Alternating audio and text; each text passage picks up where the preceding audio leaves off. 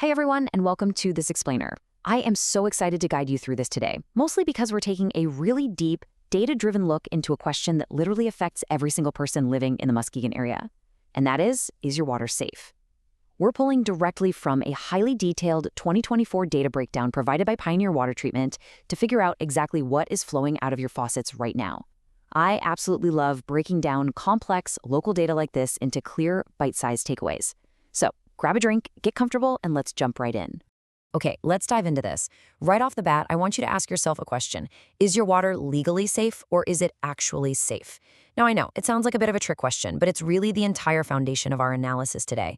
See, there's a massive, and I mean absolutely crucial, distinction between water that just checks all the regulatory boxes at the municipal plant and water that's genuinely ideal for your family home by the time it finally hits your kitchen tap. So here's the core of it. We've got federal standards on one hand. Muskegon's municipal system, it's really well managed. It meets state and federal requirements, so it's technically compliant. But then, on the other hand, we have your specific tap. Between that treatment plant and the glass of water you pour yourself, there are miles of infrastructure, legacy industrial impacts, and hyperlocal geography. Your specific tap requires a real investigation because, as the data clearly shows, water quality around here is a block-by-block issue. It's like a giant puzzle, and you just can't rely on broad generalizations. Let's start with the baseline facts, and honestly, we're starting with some really good news. If you're on municipal water in the Muskegon area, your water is sourced from a deep offshore intake in Lake Michigan. And note that distinction, Lake Michigan, not Muskegon Lake. The city uses standard, highly reliable treatment processes, specifically filtration and chlorine disinfection. The foundation of the whole system is stable and well managed. You are starting with a very, very solid water source. But, as you're going to see, treatment at the plant doesn't automatically mean everything is perfect right at the tap. All right, Section 1, the local lead divide. Now, what's really interesting here is this first hidden threat, and it perfectly illustrates why geography matters so much. Frankly, it's pretty jarring. 69%. According to the data, a whopping 69% of the service lines in Muskegon Heights are lead. Let that sink in. That is literally one of the highest concentrations in the entire state of Michigan. This isn't just some theoretical statistic on a spreadsheet. This is a very real, immediate infrastructure reality for the people living in those neighborhoods. To really understand this hyperlocal divide, let's contrast the two areas. First, the city of Muskegon. Their lead levels are testing pretty low, sitting around 3 parts per billion. Plus, they have an active replacement program and corrosion control in place, so the risk is manageable. It's not zero, especially if you live in an older home, but it's manageable. But then look at Muskegon Heights.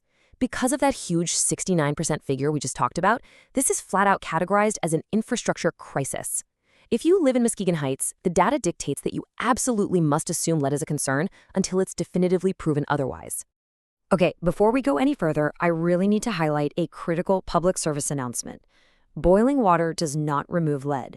Actually, scratch that, it makes it worse. Boiling water can concentrate the lead by evaporating the clean water and leaving those heavy metals behind.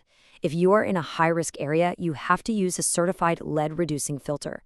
You're looking specifically for one rated NSF/ANSI 53.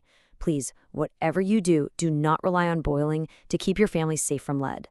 Moving right along to Section 2, the truth about PFAS. Let's demystify a topic that causes a whole lot of anxiety and generates some really scary headlines in West Michigan. PFAS.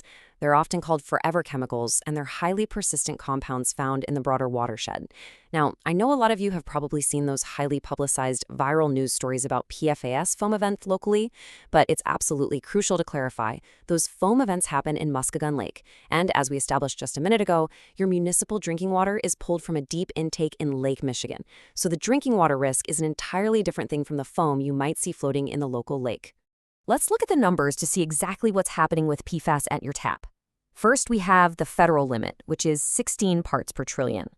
Then we have the Muskegon detection level, sitting way down at around 2.4 parts per trillion. So yes, it is legally safe. It passes all the regulations. But then look at the stricter health guidelines, like those from the Environmental Working Group. They recommend levels at or near zero. The big takeaway here? PFAS is technically legal in these amounts, but it's still detectable in your water. If you want to close that gap for your own peace of mind, the data notes that a reverse osmosis, or RO system, actually removes over 90% of it. All right, on to Section 3, DBPs and Summer Taste. Let's transition to our third hidden threat. This one is probably the most overlooked by homeowners, but I guarantee it's the one you physically notice the most. If you've ever stood at your sink in the middle of July, taken a sip of tap water and thought to yourself, why on earth does my water taste like a swimming pool and a swamp had a baby? Well, I am here to validate you. You are not imagining things. It is a really common local mystery, and the science behind it is actually pretty fascinating. And here's the culprit: geosmin and DBPs.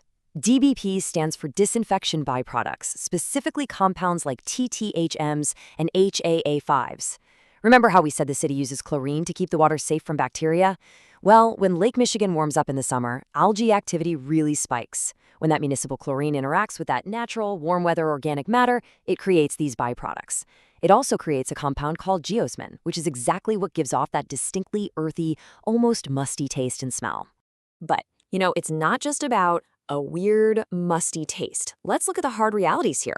While these DBPs are technically within legal limits, they consistently measure above long-term health guidelines. Long-term exposure to these specific compounds has actually been linked in studies to increased cancer risks and reproductive concerns.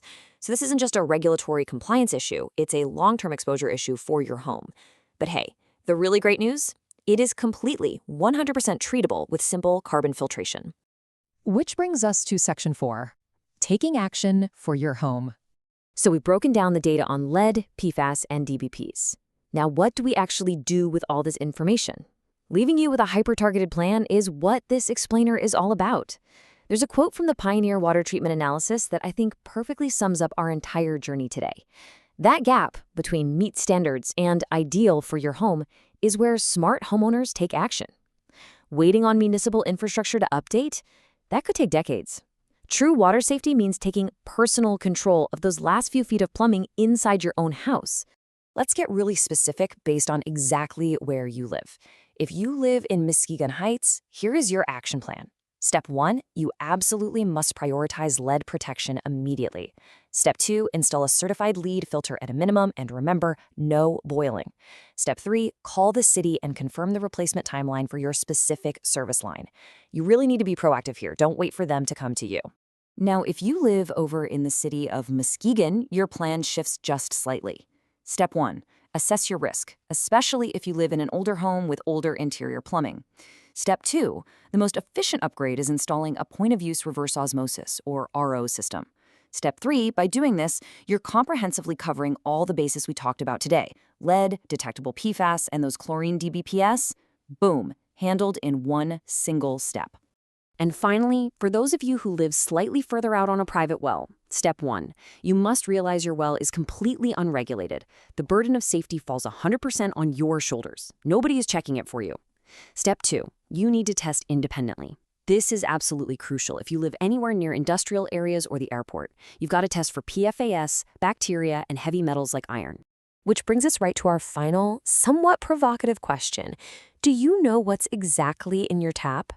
We've looked at the city data, we've looked at the regional averages, but your home is unique. It's time to stop guessing. The source data we analyzed today from Pioneer Water Treatment emphasizes making decisions based on real, local testing, not just assumptions. I highly, highly encourage you to take advantage of free testing from groups like Pioneer so you know for sure. Thanks so much for joining me on this explainer. Stay curious, stay informed, and I'll catch you on the next one.